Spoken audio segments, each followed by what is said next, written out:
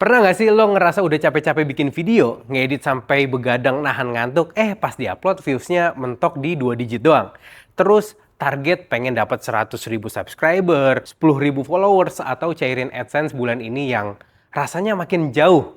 Yang ada lo malah jadi males buat ngonten lagi. Kalau lo pernah ngerasain ini, welcome to the club teman-teman semua.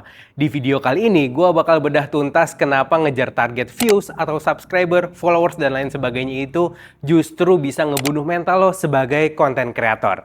Kita bakal pakai ilmu dari buku bestseller di dunia, Atomic Habit, karya James Clear, buat ngebangun sistem yang bikin lo bisa ngonten terus tanpa harus nungguin mood atau nunggu views video yang meledak. Buat kalian yang baru mampir, kenalin gua Bang Jan dari Buat Mudah. Sama kayak kalian, gua juga seorang konten kreator yang sampai detik ini masih terus belajar gimana caranya bisa lebih produktif dan efisien dalam bikin konten. Nah, lewat video ini gua mau share ilmu-ilmu yang gua pelajarin ke teman-teman semua biar kita bisa upgrade terus skill seputar bikin konten. Sebagai konten kreator, dari awal kita tuh udah didoktrin buat selalu punya goals atau target. Tahun ini channel gue harus dapat silver play button, atau bulan depan video gue harus ada yang FYP, followers sampai 100.000 atau jutaan, ya kan? Punya target itu emang bagus teman-teman semua buat ngasih arah channel kita ini mau dibawa kemana. Tapi ada satu fakta pahit yang jarang diomongin di industri ngonten. Baik konten kreator yang udah sukses dengan jutaan subscriber maupun konten kreator yang gagal dan berhenti di bulan pertama. Mereka semua itu sebenarnya punya target yang sama. Ya, pemenang dan pecundang punya tujuan yang sama.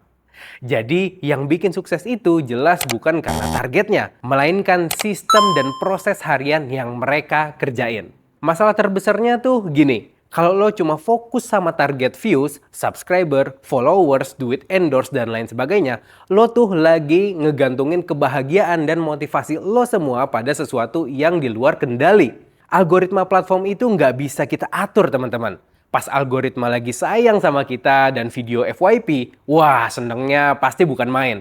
Tapi kalau pas lagi sepi, motivasi lo bakal langsung hancur lebur. Lo jadi ngerasa gagal. Akhirnya nunda-nunda buat nulis skrip, ujung-ujungnya burnout, dan channel kita atau sosial media kita mati suri. Nah, pola beracun ini bakal kejadian terus-menerus kalau lo cuma ngejar hasil akhir. Nah, sebelum masuk ke tahap berikutnya, gue pengen interaksi dulu nih sama teman-teman semua. Dari masalah-masalah tadi, entah itu burnout karena viewsnya sepi, nunda-nunda tag video atau nulis skrip, atau gampang nyerah karena targetnya ngerasa kejauhan. Mana nih bagian yang paling relate sama lo semua? Coba tulis curhatannya di kolom komentar ya. Oh ya, pastiin lo semua udah nyalain tombol subscribe biar nggak ketinggalan video-video berikutnya dari Buat Mudah. Udah? Mari kita lanjut ke step berikutnya. Titik baliknya ada di sebuah kutipan yang menurut gua paling nampar dari buku Atomic Habits ini. James Clear bilang gini, lo nggak akan pernah naik ke level tujuan lo. Lo bakal jatuh ke level sistem lo. Asli, kalimat ini jelek banget buat teman-teman konten kreator. Artinya, badai algoritma seburuk apapun yang nimpa channel atau sosial media kita, kalau lo punya sistem yang kuat, lo nggak bakal gampang tumbang. Kreator yang sukses dan awet itu nggak ngandelin ledakan motivasi buat bikin konten.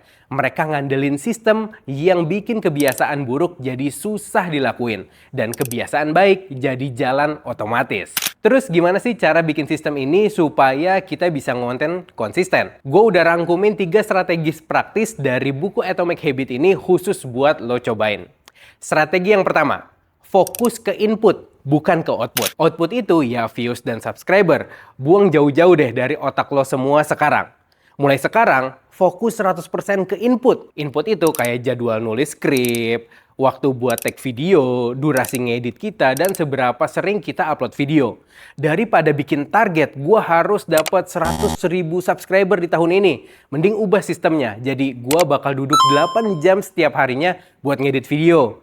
Dan upload 2 video per minggunya. Penuhin aja dulu sistem itu, hasil akhir pasti bakal ngikut sendiri teman-teman. Strategi yang kedua, ubah identitas lo dulu. Menurut buku ini, perubahan perilaku yang paling gokil itu dimulai dari identitas.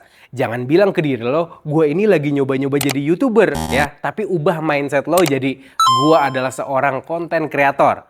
Seorang kreator sejati itu bakal terus produksi karyanya. Gak peduli videonya yang nonton cuma 10 orang atau 10 juta orang. Tiap kali kita tag video, walau lagi males, kita tuh ngasih suara buat ngebuktiin ke diri sendiri kalau identitas kita sebagai kreator itu beneran nyata. Strategi yang ketiga, ini strategi yang paling gue suka. Prinsip 1% lebih baik setiap hari. Banyak kreator pemula yang maunya langsung bikin video sekelas dewa. Ya kan? Langsung bagus, akhirnya malah nggak upload-upload karena ngerasa selalu kurang. Sekarang, buang jauh-jauh sifat perfeksionis itu. Jujur, gue awalnya juga kayak gitu kok. Fokus aja buat bikin video lo hari ini 1% lebih baik dari video lo kemarin. Hari ini perbaikin font thumbnail 1%. Besoknya audionya dibikin lebih jernih 1%. Lusa, hook videonya dibikin lebih nendang lagi. Perbaikan 1% ini ibarat compound interest atau bunga majemuk. Teman-teman udah tahu ya, dalam dunia konten. Hari ini emang nggak kelihatan bedanya.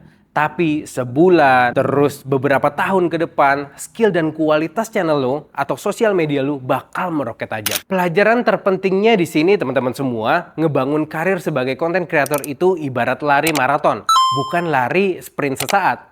Kalau kita terus-terusan cuma ngeliatin garis finish dengan ngecek views tiap hari, kita malah gampang kesandung batu yang ada di depan mata nih. Mendingan teman-teman semua bangun sistem yang kuat, taruh kamera dan lighting lo di tempat yang selalu siap dipakai biar nggak males buat setup. Percaya deh, sama kekuatan kebiasaan kecil ini. Konten itu harusnya jadi sesuatu yang fun dan bisa lo nikmatin prosesnya, bukan malah jadi beban pikiran.